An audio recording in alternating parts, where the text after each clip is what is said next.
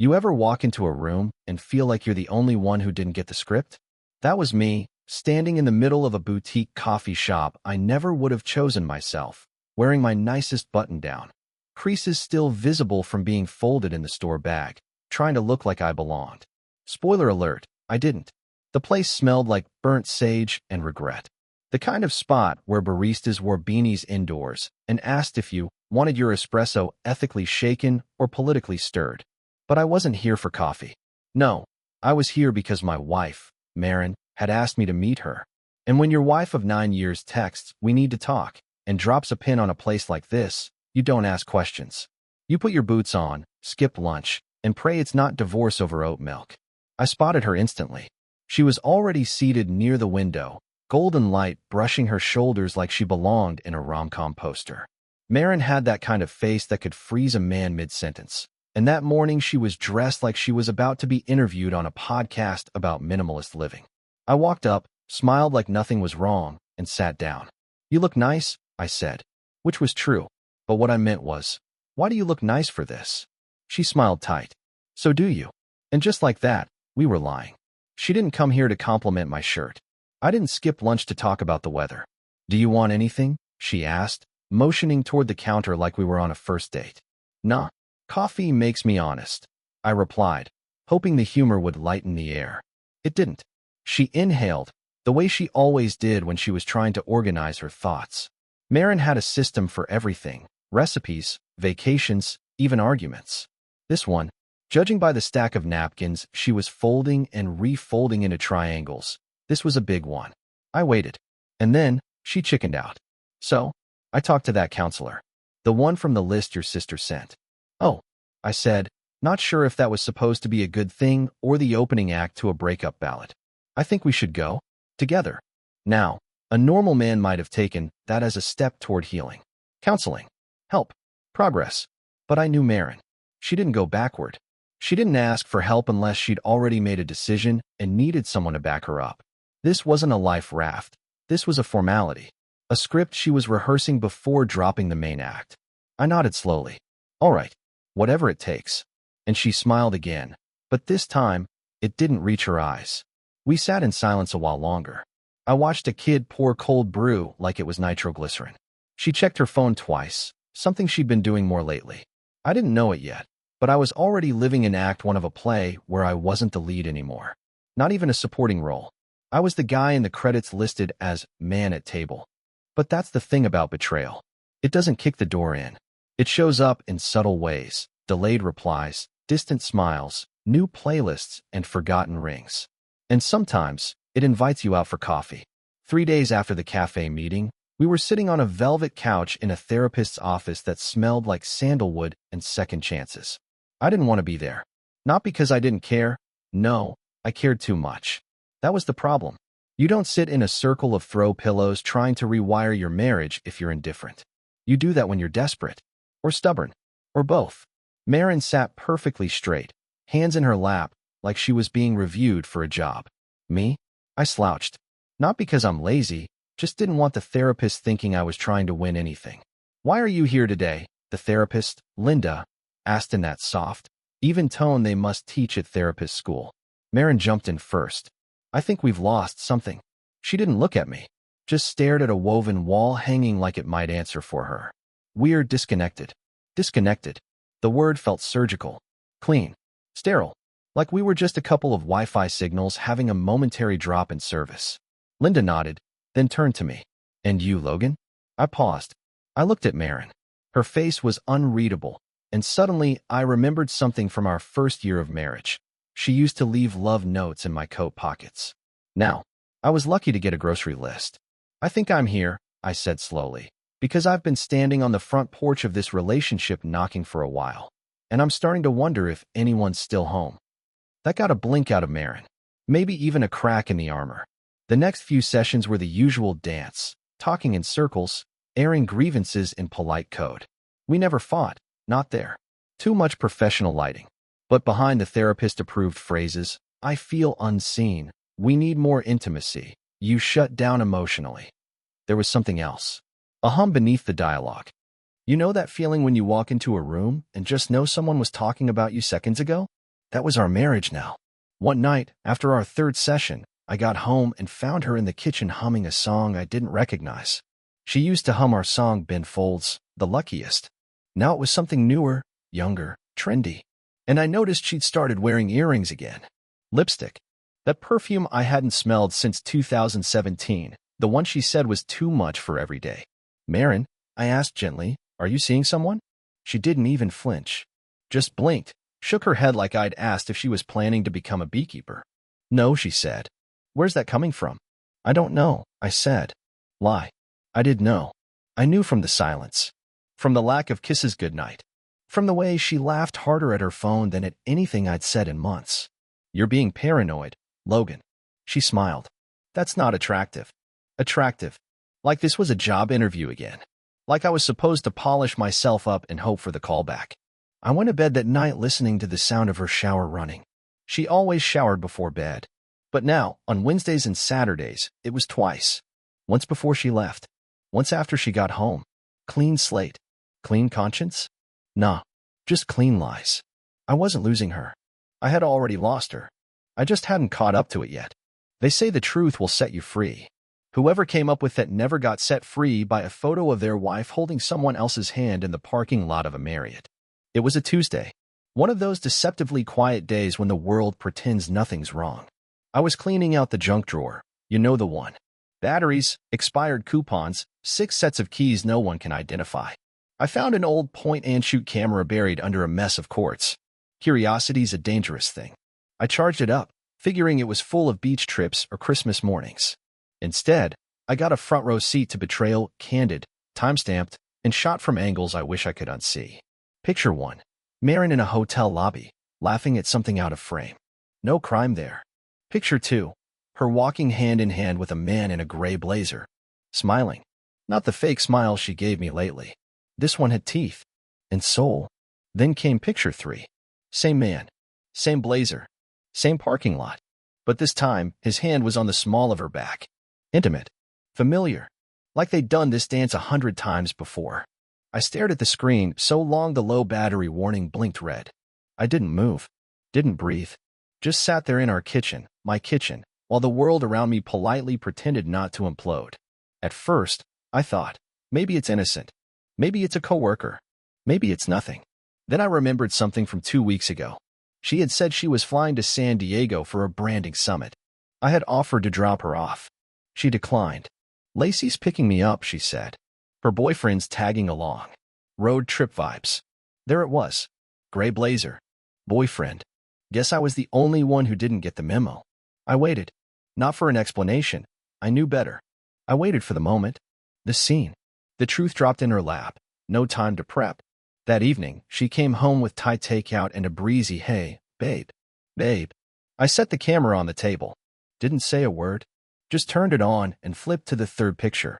She froze mid-step, the bag of noodles dangling from her hand like a joke no one wanted to hear.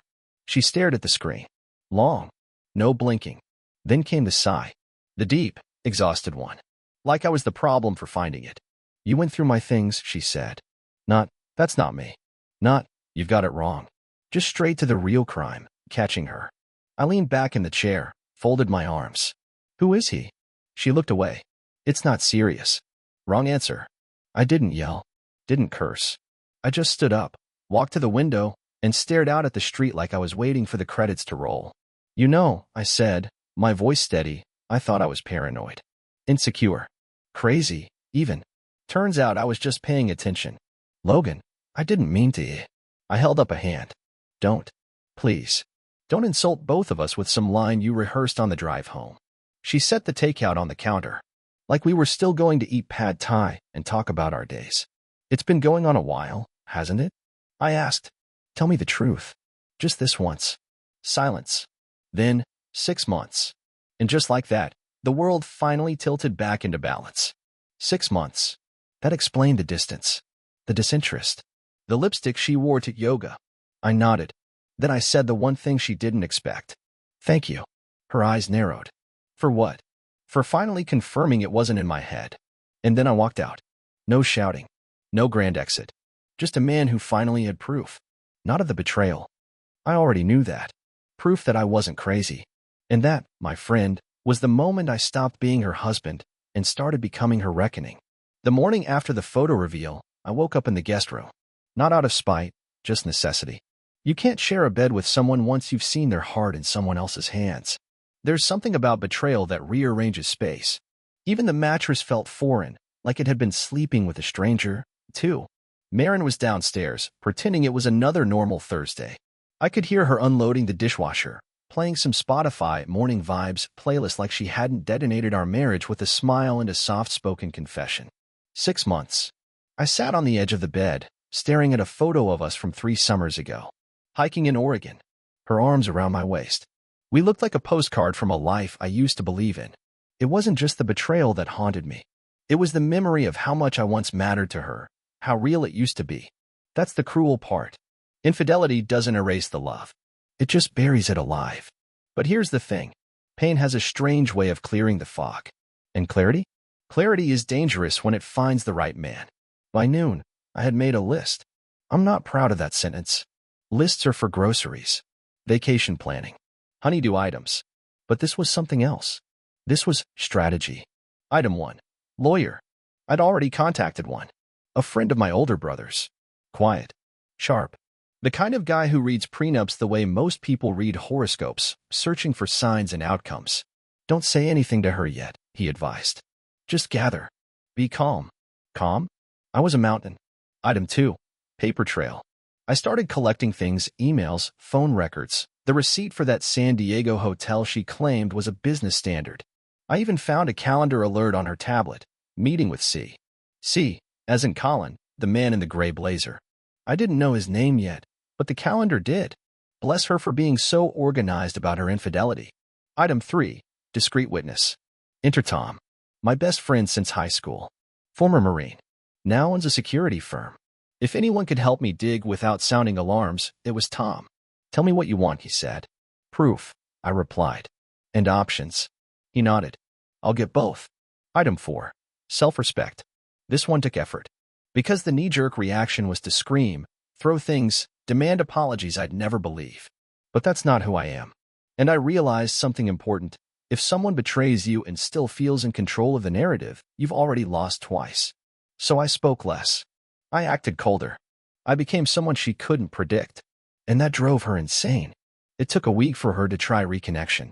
Logan, can we talk? I was chopping carrots. Stir-fry night.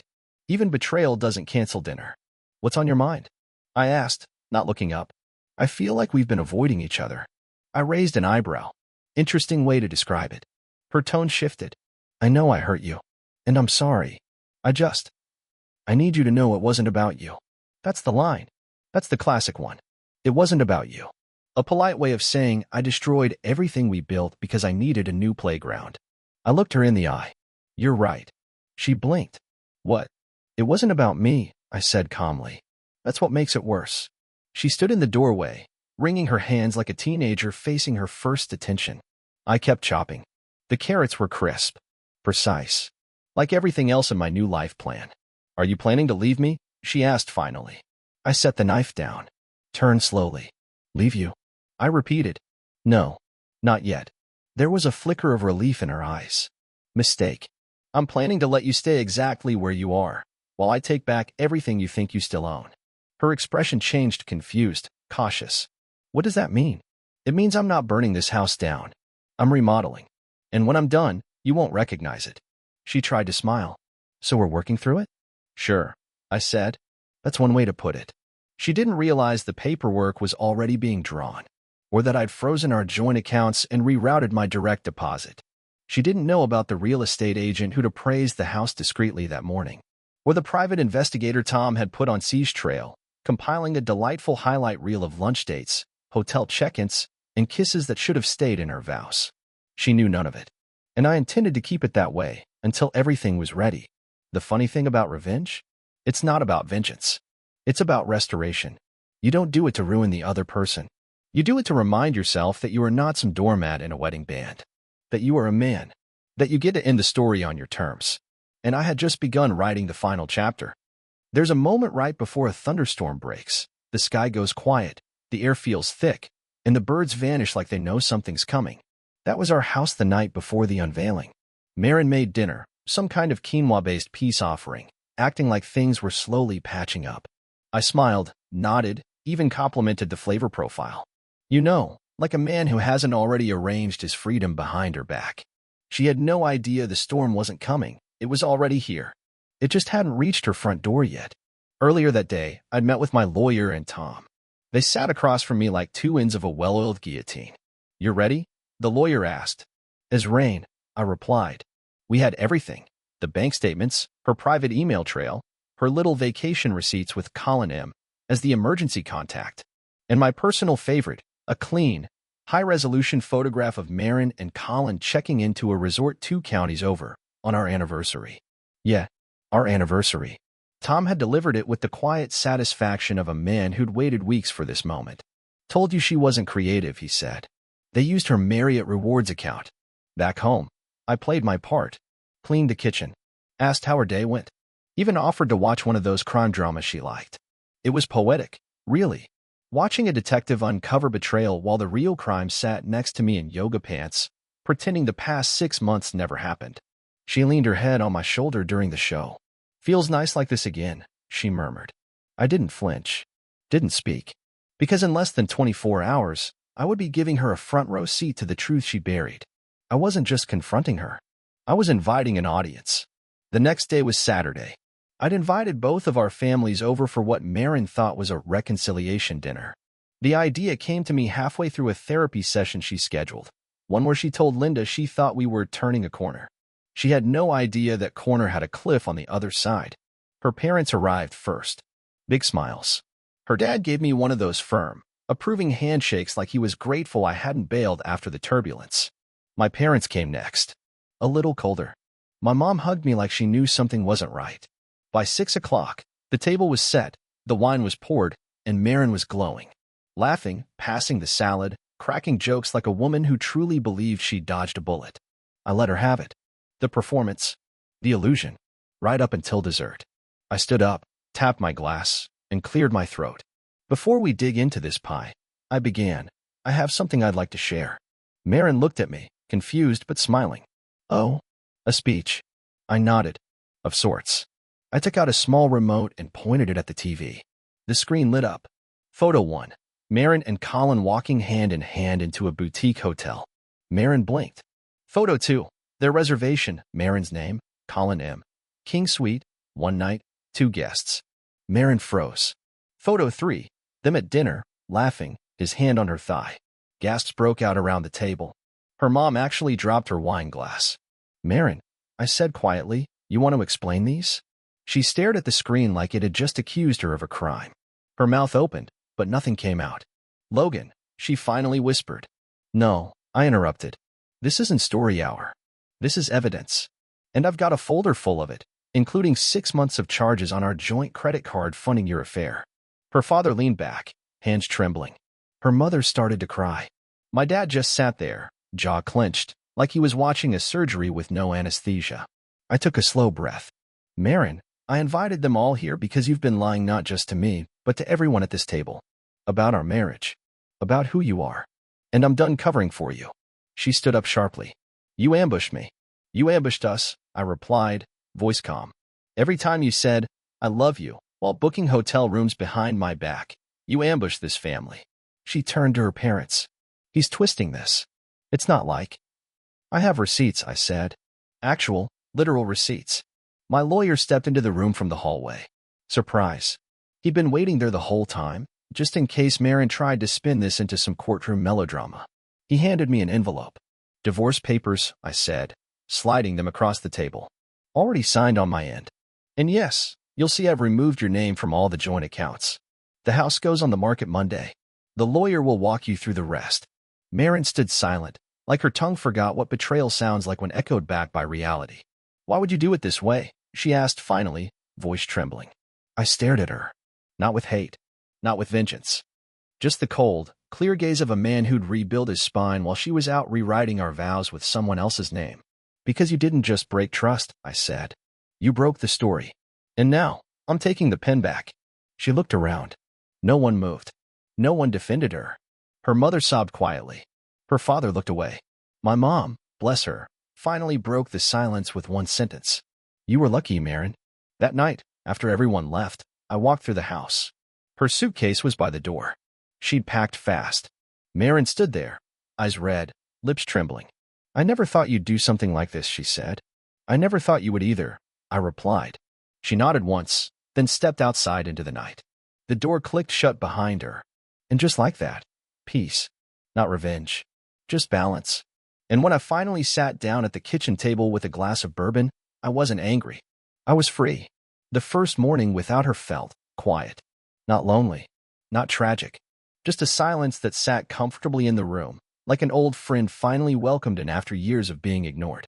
I made coffee the way I like it, strong, simple, no oat foam or cinnamon dust like Marin used to insist on. The kitchen was clean, not because she wasn't there to mess it up, but because I had wiped it down with my own 2 hands. There's something therapeutic about that, removing the stains someone else left behind, even if they were just from dinner plates and a decade of trust. I sat at the table, sipping, looking out the window as the sun poured over the backyard fence. It hit me then. I didn't need to check my phone.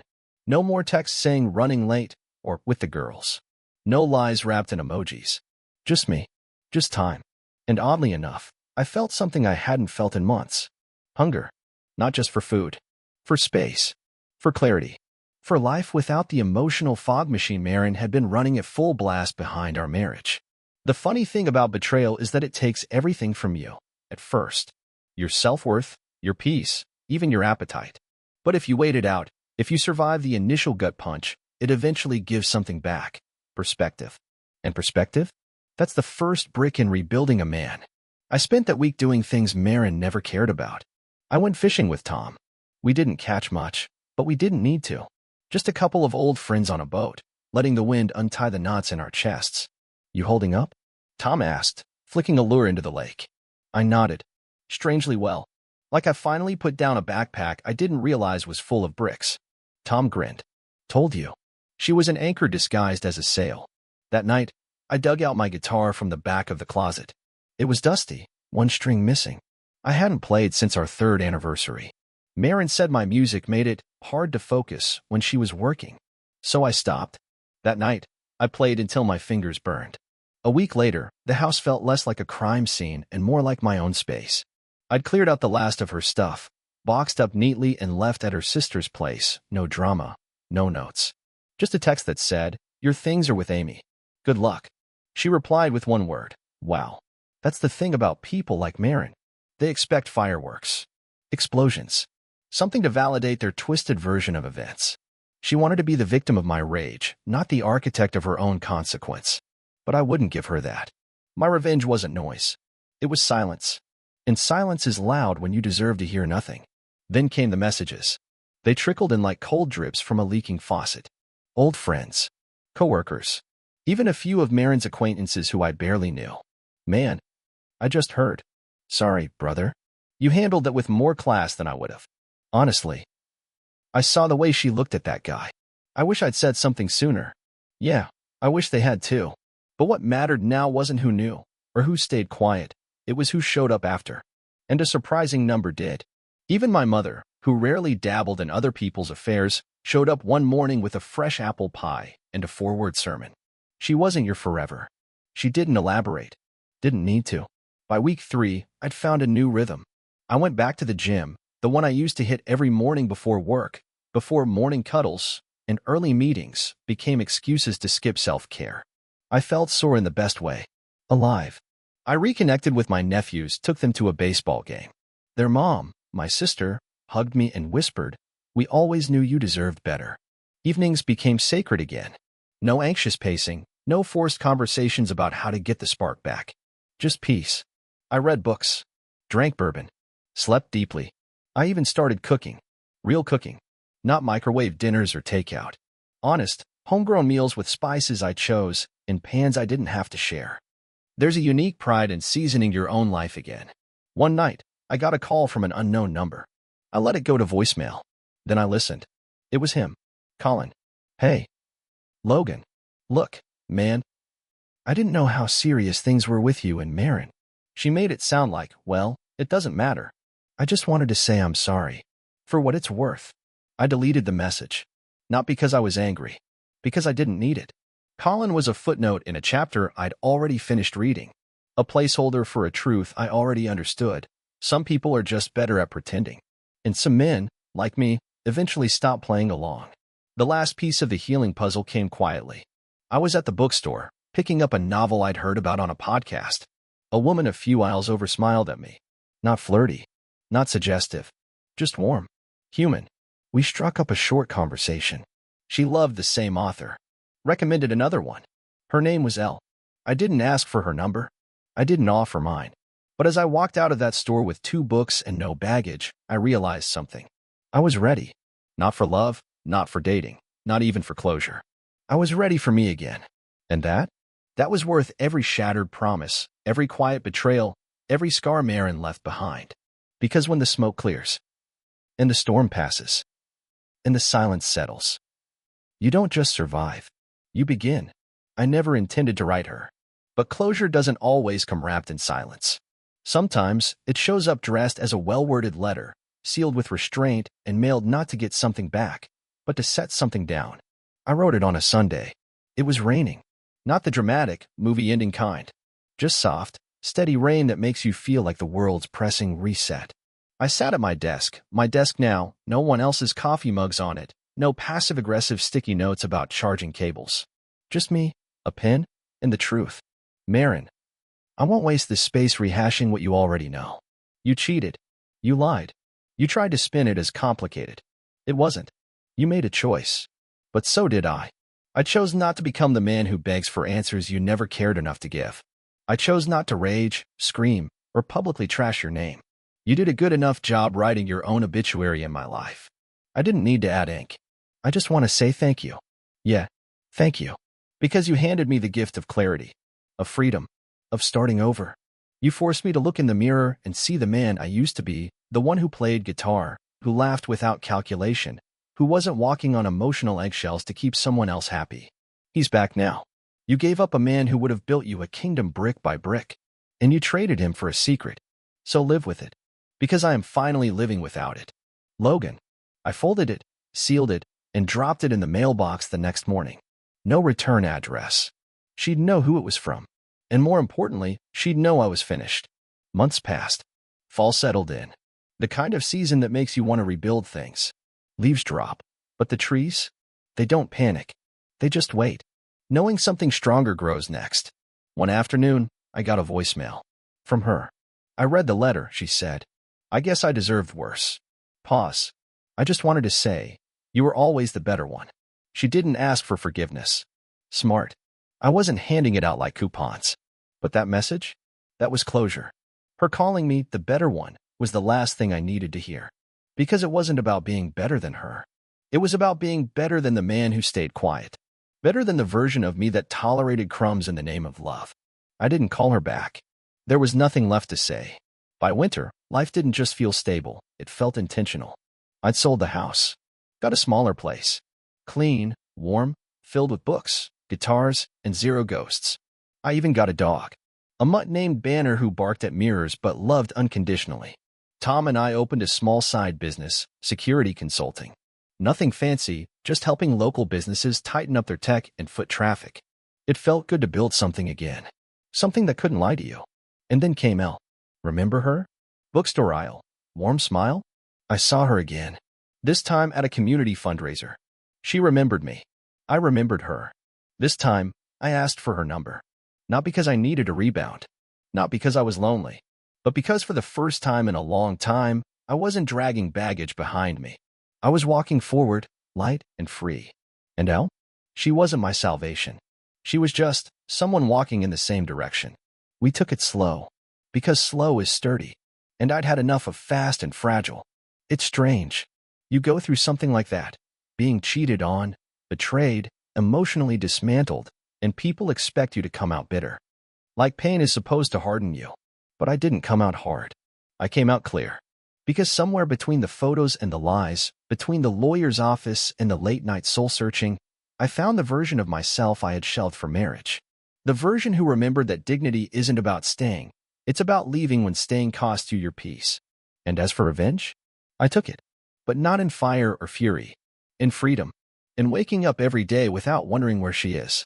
In making coffee for one and liking the silence that follows. In walking through the door of a new life and not having to wipe your feet on the past. They say living well is the best revenge. They're wrong. Becoming someone who no longer needs revenge. That's the real win. And that, my friend, is how you rise, not bitter, not broken, but rebuilt. Better. Stronger. Unshakably you.